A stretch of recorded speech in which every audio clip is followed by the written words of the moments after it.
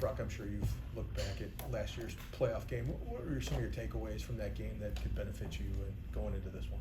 Yeah, I mean, it was obviously a fourth quarter game. It was, you know, a very physical game. They did a good job of, you know, of what they do up front, you know, stopping the run and you know, getting in on some pass plays and stuff and disrupting just the rhythm of some of our concepts and the rhythm of, you know, myself and dropping back.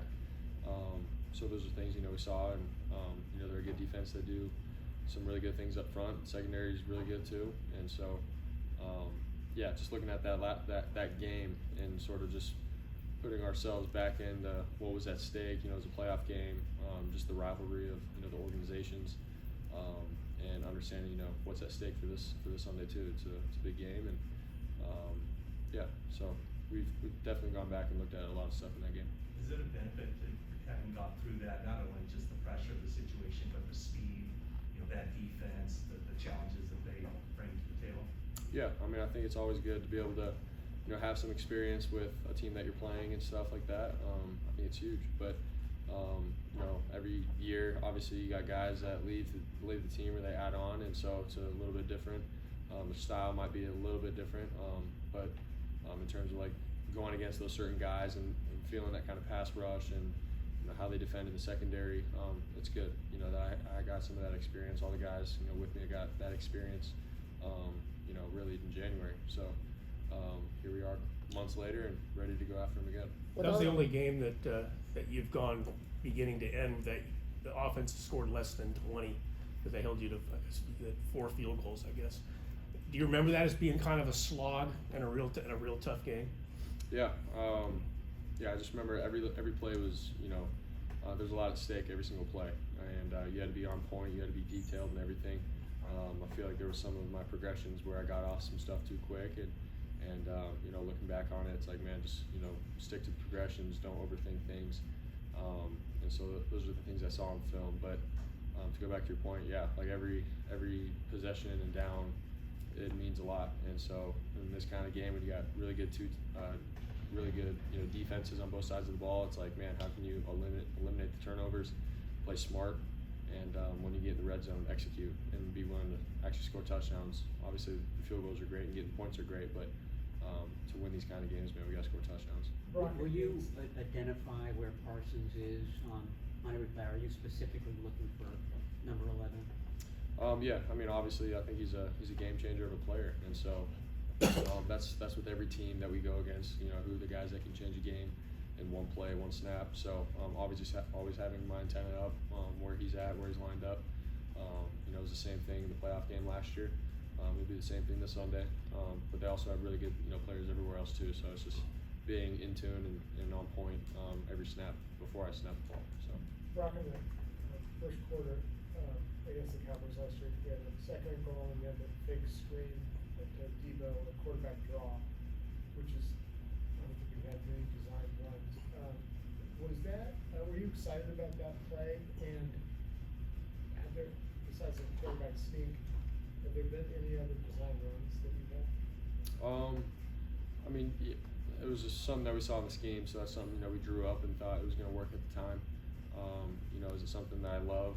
Honestly, I love whatever helps our team win and move the ball. And if it takes a quarterback draw in a certain situation or scenario, by all means, let's do it. So, whatever coach calls, I trust him, and that's what I go with. But you know, going into a game, is it like we have all these quarterback runs and stuff like that? I mean, it just depends on the situation and stuff. But I'll do whatever it takes to help the team win. So Brock, yeah. looking at the numbers, the first month, Kyle's preferring not to have the tight end stand in block and the fullback block. He's getting 5 out in the pattern and making them defend the whole field and kind of putting it on you to get the ball out quick. Is that the way you like to play? Is that a Kyle preference? Do you have a preference? Do you want 5 in the pattern? Would you rather have the tight end blocking? How do you look at offensive football? Yeah, I feel like it just depends. You know, obviously against the team that we're going against, the situation where we're at in the game. But obviously with the playmakers that we have, you know, for, you know, my sake, it's like, man, if everyone could be an option, you know, in the pass game in one play, like, I love that. Obviously, like, everyone is really good. Get the ball in space, they can make, you know, something crazy happen with it. So obviously it's nice as a quarterback to have really good players all be eligible in the pass play to get out and have an opportunity to get the ball. depending on what the team's doing, if they're blitzing a lot or whatever, do we have to have help and have guys stay in? So be it. So that's something that obviously Kyle goes over, and he goes over it with us as quarterbacks, and then we're ready to roll come Sunday with what we're expecting and what our plan is. And so, but I mean, I think it'd be any quarterback's dream to have, all their guys out eligible for the pass play, but it just depends, like I said, on the situation. Well, obviously, passer rating is an MLBL, you just want to win, but given that you have not lost a game that you've started and finished, your lowest passer rating is what came against Dallas, obviously playoff game you win. Do you think that was your toughest game as a quarterback? Yeah, honestly, I'd say so. They were a really good defense, and like I said, there was times where, just the pass rush or my rhythm, something just felt off in that game, and they did a good job of just getting me offset with some little things. And, sort of just, maybe rushing things, and I feel like I didn't get in a good rhythm to process just what we had going on. So there were some areas in there where I could definitely be better at. And so, it's one of those games where I gotta be smart with the ball. Like in the playoff game, had to be smart with it. Thought we did well with that. But at the end of the day, I do expect more of myself to be able to, take the next step and, go through reads, progressions, even with the pass rush that might be, a little bit more aggressive.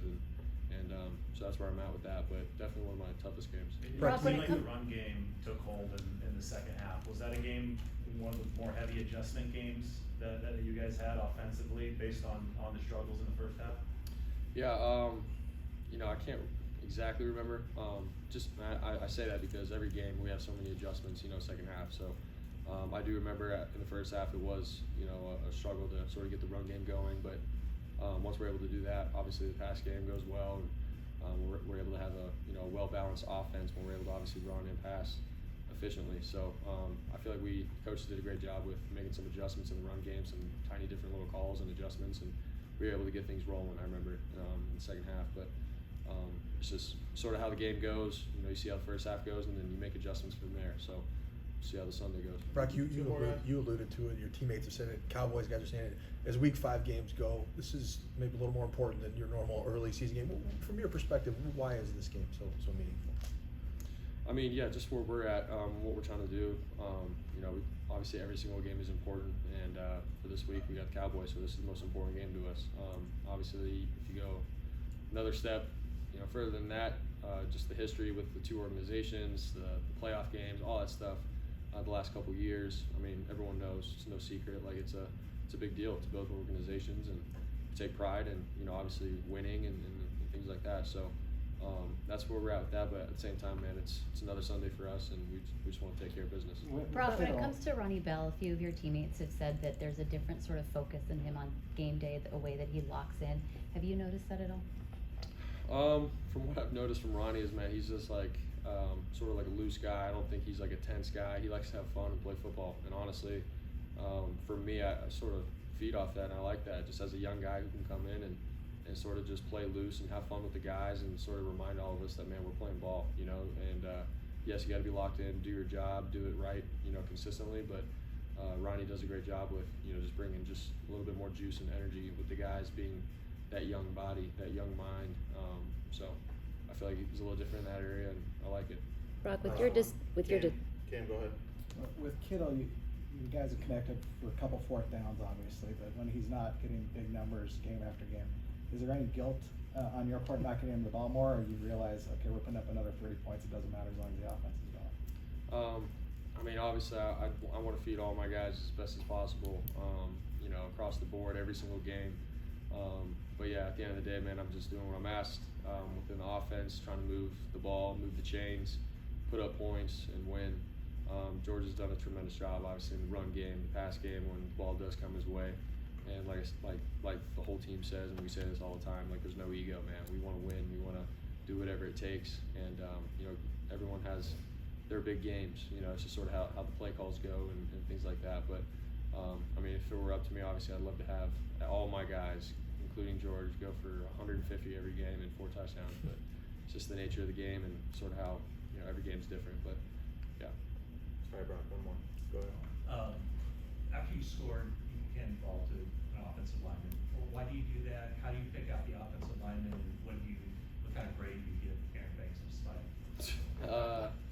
I mean, I I think the running backs really started that. You know, they score a touchdown and they give it to the guys who do the work, the dirty work, who don't get all the glory. So to be able to have them spike it and have the celebration and get the crowd and everyone going, it means a lot to us. And so, yeah, when I got through, I got a 1 yard sneak for a touchdown. Like, to say that was all me, that's crazy. So turn around, and honestly, the first guy I see right there is Banks, and he gets juiced up. So his spike and everyone else's celebration around, man, I'd give it an A. we work hard to get to an A+ this week though. So. All right, thanks, Pat. I thought you weren't throwing it in the kennel because you